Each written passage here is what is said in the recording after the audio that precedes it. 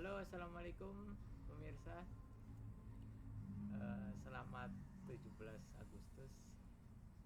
Eh, buat kamu yang belum follow, subscribe channel saya, channel aku, silahkan klik tombol subscribe dan like, dan jangan lupa notifikasi loncengnya. Jeng jeng jeng jeng. Terus kontennya apa? Oke, 17 Agustus kita dihadapkan dengan satu masalah dan juga satu berkah, namanya COVID-19. COVID-19 memang memberikan masalah. Kita jadi susah untuk kemana-mana, takut kena COVID. Tapi juga memberikan berkah tersendiri untuk para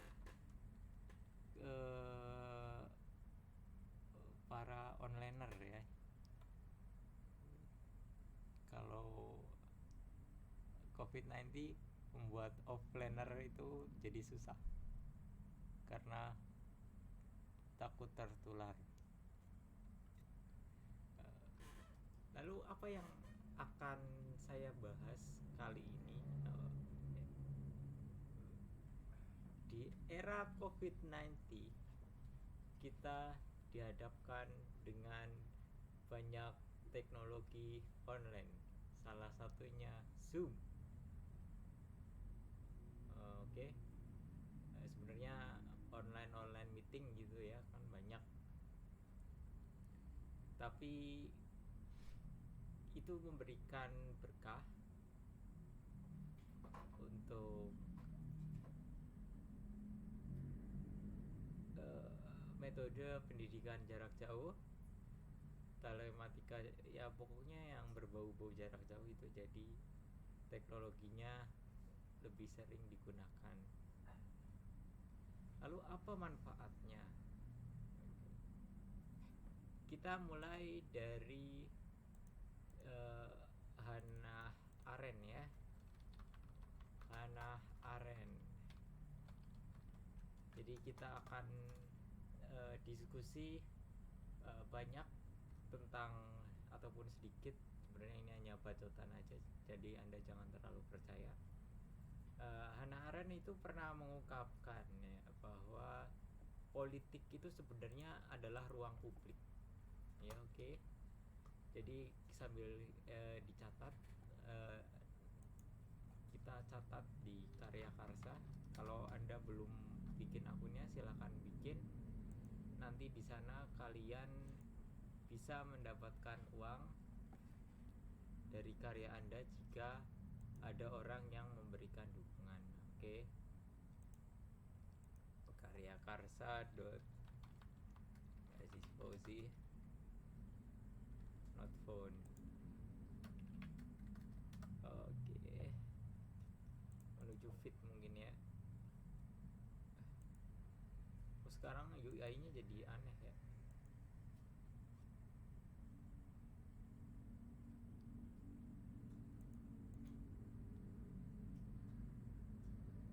Pokoknya ini lagi berubah nih Karya Karsa.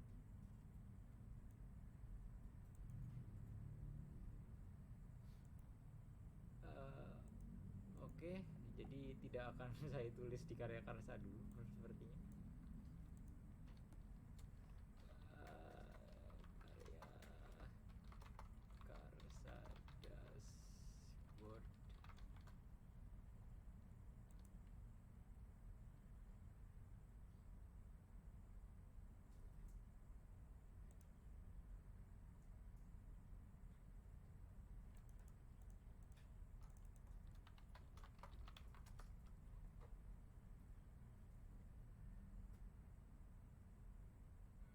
Kok jadi cair loh ya.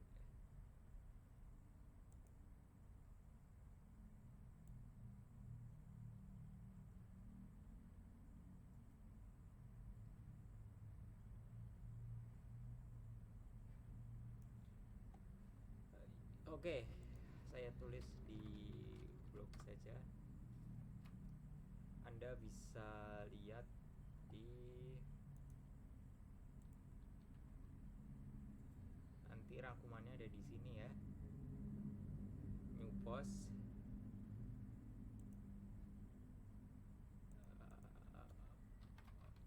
online 17 Agustus. Ini kita berangkat dari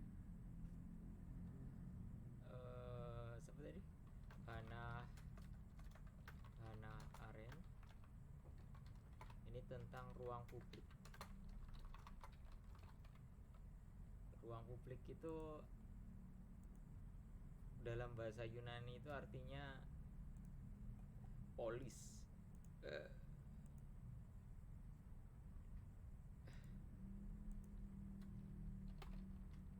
Coba kita lihat udah masuk belum ya.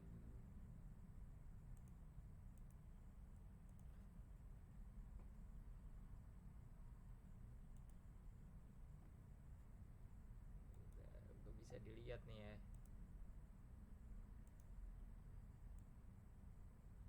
Bangsat.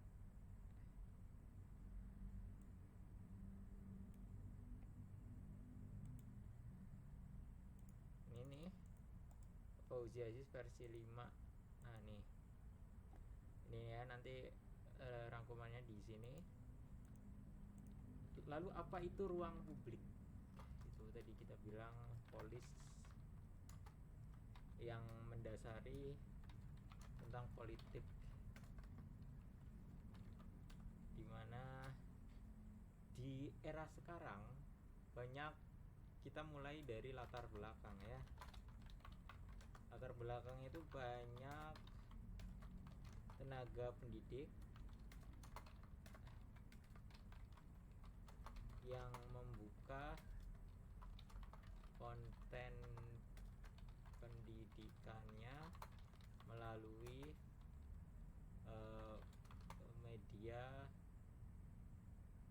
media telekomunikasi ya mungkin ya. Ini salah satu, kalau menurut Hannah Arendt itu salah satu metode untuk membongkar, menurut Hannah Arendt,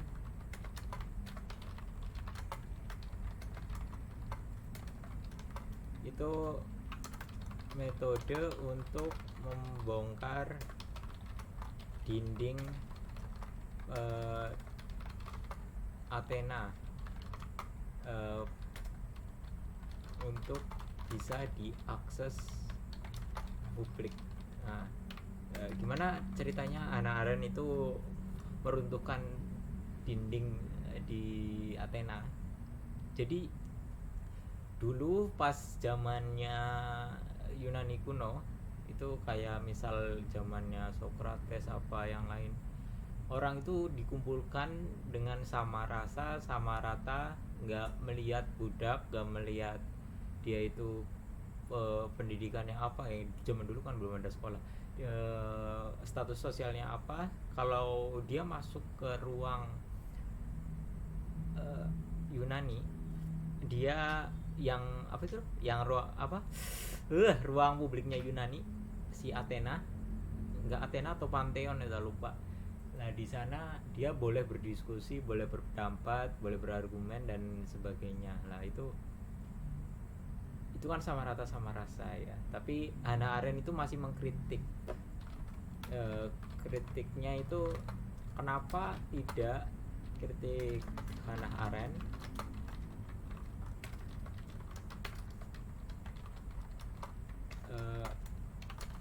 kenapa tidak diruntuhkan saja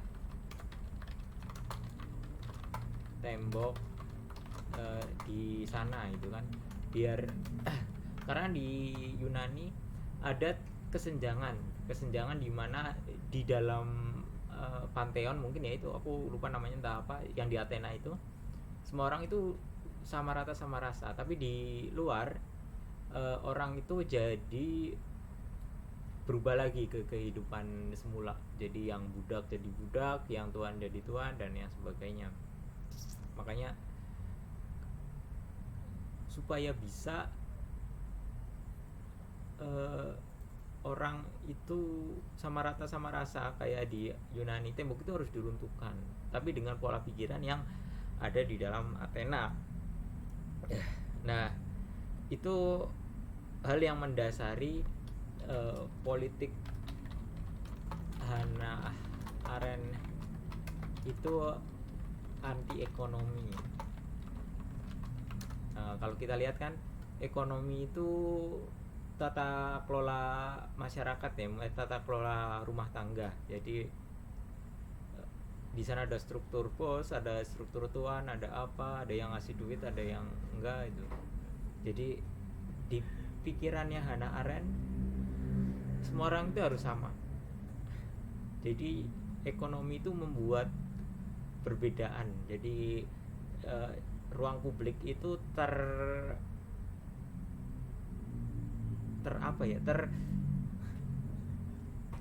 terkaburkan oleh ekonomi gitu. Jadi politiknya Hannah Arendt itu tidak cocok dengan ekonomi. Lalu apa dengan kaitannya sekarang itu dengan COVID-19? Kaitannya sekarang dengan COVID-19.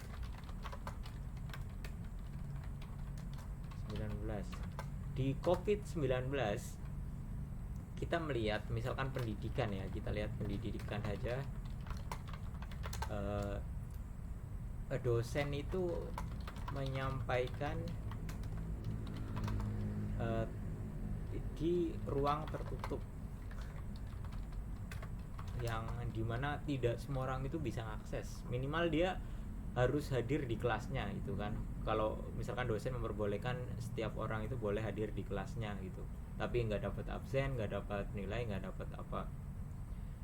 Tapi dengan ini kan dahulu.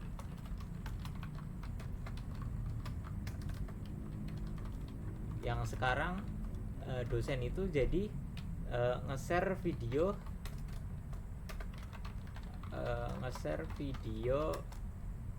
kuliahnya. Jadi argumen-argumen akademisnya itu dibawa ke ruang publik gitu kan. Misalkan dia share di YouTube, terus orang bisa ngakses, terus bisa komentar, otomatis dia sudah meruntuhkan tembok universitas gitu. Jadi mungkin kalau kita analog dengan Hannah Arendt ya, gimana caranya kita untuk membagi diskusi ilmiah di universitas bisa diakses ke semua orang. COVID-19 ini memberikan kita barokah gitu, secara, tapi ini barokah menurut Hannah Arendt ya. Jadi semua orang itu bisa mengakses gitu, tidak hanya untuk kalangan-kalangan yang bisa hadir di kelas tersebut. Oke. Lalu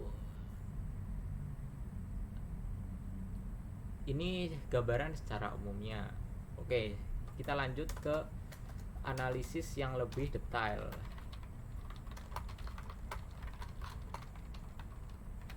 Yaitu tentang mungkin pedagogi di dunia maya. Kita mulai dari Jacques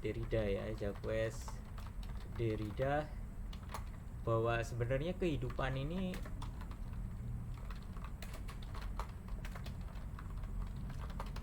adalah sebuah teks gitu.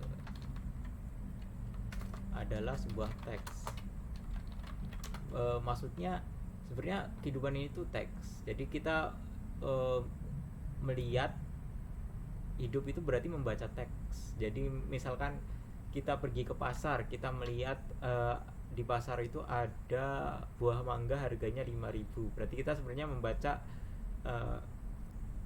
kondisi tersebut 5.000, terus kita menginterpretasikan bahwa harga 5.000 mangga itu murah misal.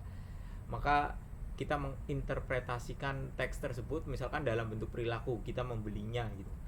Otomatis hidup ini sebenarnya sebuah teks ya, bagaimana kita membaca kondisi terus kita representasikan dalam bentuk sikap gitu. Begitu juga dengan misalkan kuliah online.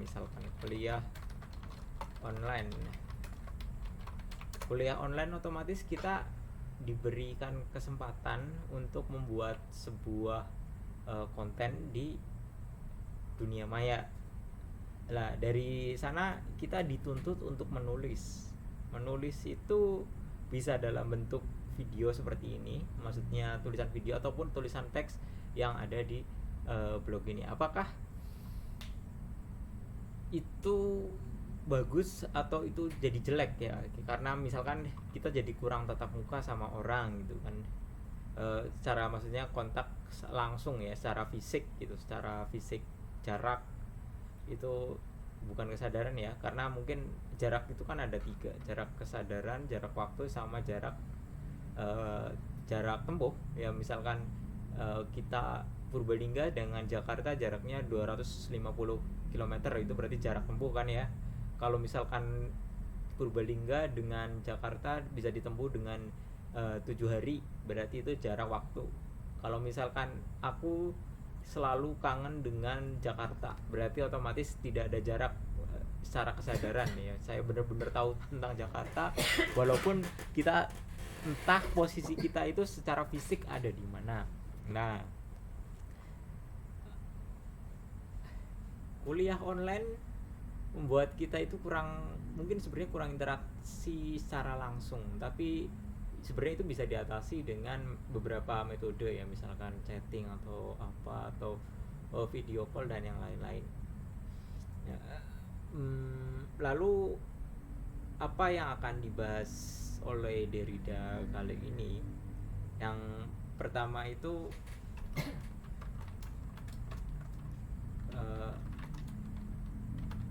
metode sejarah ya. Jadi ketika kita membuat konten, kita otomatis menulis kan. Menulis berarti kalian pasti tahu apa yang disebut sebagai prasejarah dan masa sejarah itu dibedakan oleh tulisan. Jadi ketika kalian menulis itu berarti kalian menciptakan sejarah gitu. Dan menulis itu kalau menurut Derrida tidak terbatas cuma pada tulisan pada textbook misalkan. Menulis itu bisa sikap Anda untuk membeli mangga karena dia harganya murah, dan itu kan jadi sejarah kan. Atau Anda ingin yang lebih material lagi, yang lebih kelihatan, itu misalkan Anda bikin video untuk membeli mangga. Lah otomatis itu kan jadi sejarah juga yang diabadikan. Nah nanti metode sejarah itu berarti sejarahnya itu lebih bisa dikaji, alias lebih banyak dokumentasi tentang konten pada sejarah gitu kan. Kalau zaman dulu orang beli mangga nggak cuma dicatat, kali ini dimasukin ke Instagram gitu kan. Jadi orang belajar, oh ternyata menurut Instagram ini pasar ini tuh lebih murah dari pasar yang ini gitu kan. Jadi bisa dipelajari. Berarti mengaktifkan ranah reflektif. Jadi setelah orang itu bereksistensialisasi dengan membuat sejarah, kemudian itu disampaikan sebagai konten dan didokumentasikan, orang akan menganalisa. Nah itu kan ada di ranah reflektif, dikaji banyak orang. Nah ini juga ada kaitannya dengan metode politisasi oleh Hannah Arendt. Hannah Arendt kan ingin bahwa nilai dalam pantheon itu disebarkan keluar. Nah, kayak gitu juga misalkan kuliah kita yang biasanya dihadiri oleh beberapa mahasiswa, 5 mahasiswa misalkan, bisa diakses oleh seluruh dunia dan kontennya itu bisa diakses kapan saja. Berarti Anda sudah membantu cita-citanya Hannah Arendt ya, untuk menjadi orang yang politik. Yang kedua, tentang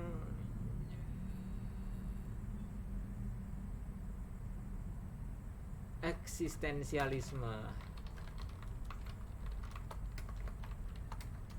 Ya, di Jacques Derrida kan orang posmo. Pasti posmo itu dekat sama eksistensialisme.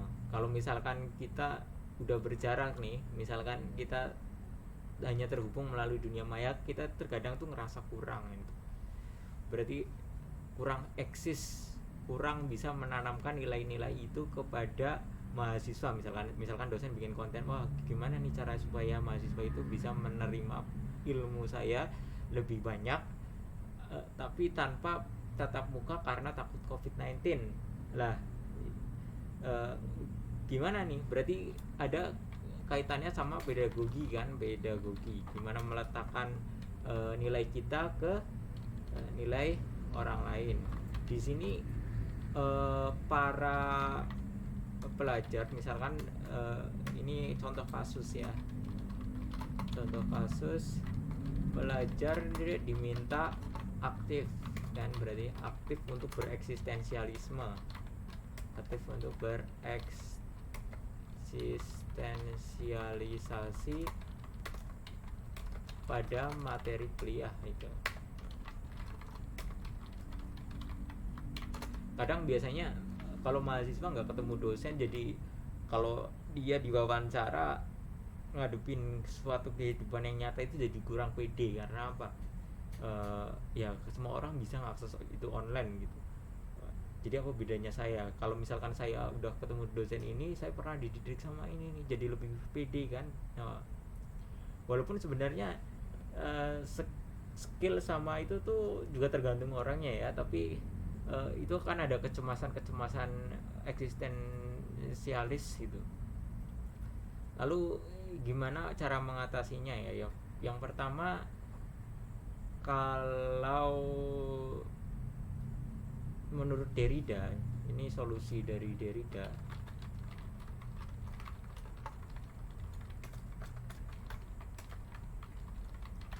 sebenarnya nggak Derrida banget sih. Sebenarnya ini turunannya dari Martin Heidegger ya. Eksistensialisme itu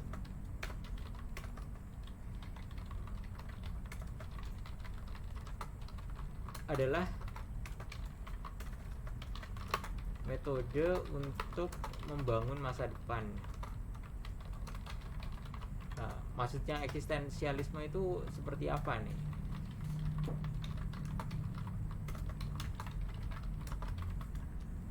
Misal nih, kamu lapar, terus kamu pergi ke warteg untuk makan, maka kamu akan jadi kenyang gitu kan. Itu berarti kondisi lapar itu membuat kamu melakukan tindakan untuk makan di warteg. Itu adalah metode bereksistensialisasi kan. Nah, masa depan kamu terbentuk dengan kamu segala resiko dari apa sikap yang kau ambil. Itu bisa aja karena harga di warteg itu sangat mahal sekali, kamu jadi jatuh miskin. Jadi misalkan berarti itu kan keputusanmu itu mengakibatkan masa depanmu itu seperti apa kan. Itu metode, salah satu contoh cara bereksistensialisme ya. Misal Anda lapar, Anda pergi ke warteg dan ternyata harganya mahal sekali, Anda kemudian jatuh miskin. Nah, jatuh miskinnya itu kan masa depannya kamu kan, berarti eksistensialisme itu menentukan masa depanmu gitu. Lalu itu di sini harus di note ya. Di note itu menurut Heidegger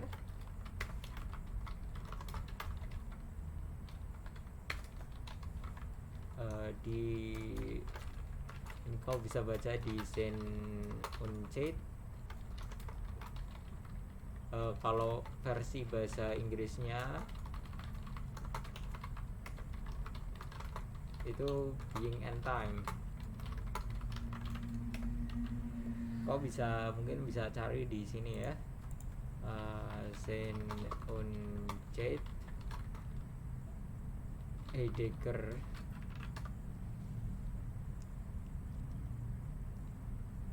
Being and Time, yang ini bukunya, translation of, kalau kamu mau yang bagus itu Being and Time yang Blackwell. Mungkin Blackwell itu sering banget lah ini entah halaman berapa lah di tengah-tengah, dia itu ngomong bahwa bereksistensialisasi itu cara manusia untuk membangun masa depan gitu. Lalu apa kaitannya sama Jacques Derrida? Oke, mana tadi? Apa kaitannya sama Jacques Derrida? Jacques Derrida itu pernah ngomong bahwa membaca adalah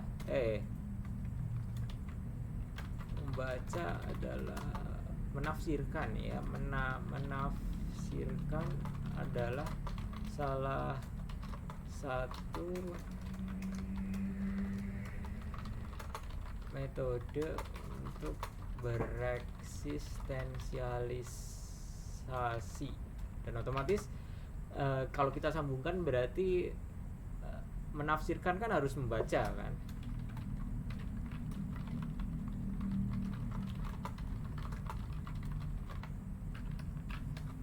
Otomatis membaca itu untuk membangun masa depan kamu harus membaca. Membaca itu karena dibutuhkan untuk menafsirkan, dan menafsirkan itu dibutuhkan untuk bereksistensialisasi.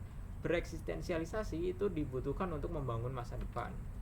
Itu sebenarnya patokan dari Jacques Derrida dan Heidegger supaya kalian itu lebih menghayati konten-konten yang kalian baca yang dibuat sama dosen misalkan. Itu yang pertama. Lalu kita bahas lagi juga tentang teknologi.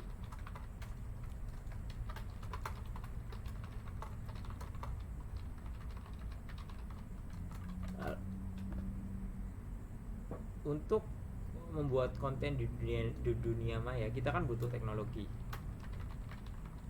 Dimana teknologi itu kalau menurutnya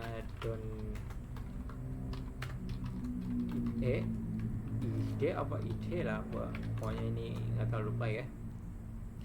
Dia itu merupakan kepanjangan tangan kan. Jadi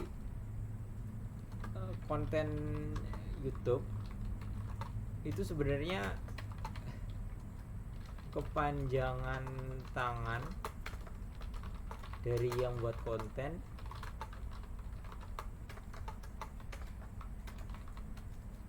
untuk semisal menyalurkan nilainya kepada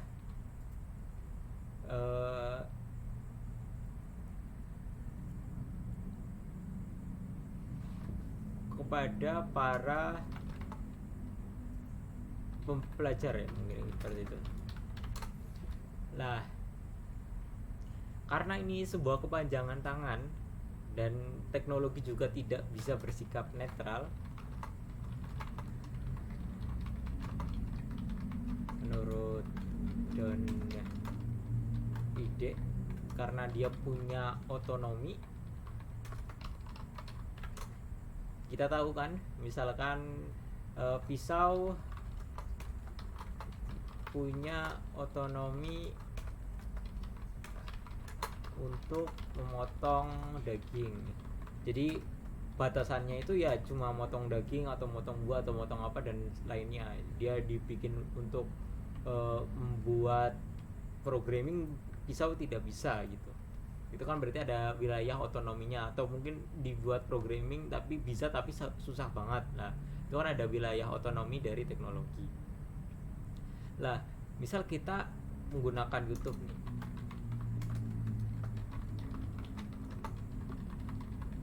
YouTube kan punya otonomi.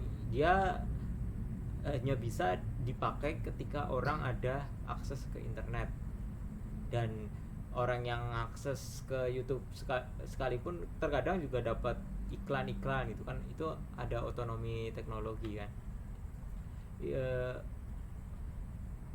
Dan juga otonomi itu memberikan dua hal. Yang pertama itu kelebihan dari teknologi itu, misalkan pisau bisa dipakai buat motong, dan kekurangan teknologi itu. Nah, di era sekarang ya,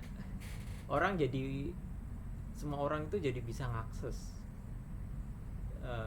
tapi dan semua orang juga bisa komentar, dan itu bagus berarti. Tapi ada syarat-syarat tertentu yang membuat orang itu bisa mengakses. Misalkan dia harus punya kuota internet, jadi dia beli kuota banyak, jadi boros kuota dan lain-lain. Terus dia jadi tidak terlatih untuk ngadepin orang secara langsung gitu misalnya. Nah, itu otonomi teknologi. Kalau misalkan orang itu dibawa ke yang sesungguhnya, misalkan ketemu sama dosennya langsung, ternyata dosennya itu menyeramkan padahal di kuliah tidak.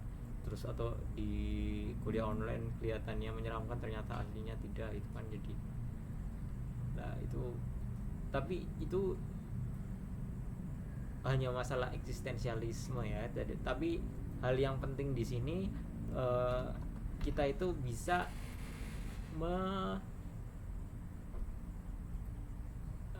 mewujudkan cita-citanya Hannah Arendt, di mana orang semakin bebas untuk mengutarakan pendapatnya, entah itu baik entah itu buruk, melalui media. Karena di situ kita jadi belajar demokrasi dan lain-lain gitu kan ya. Oke, mungkin cukup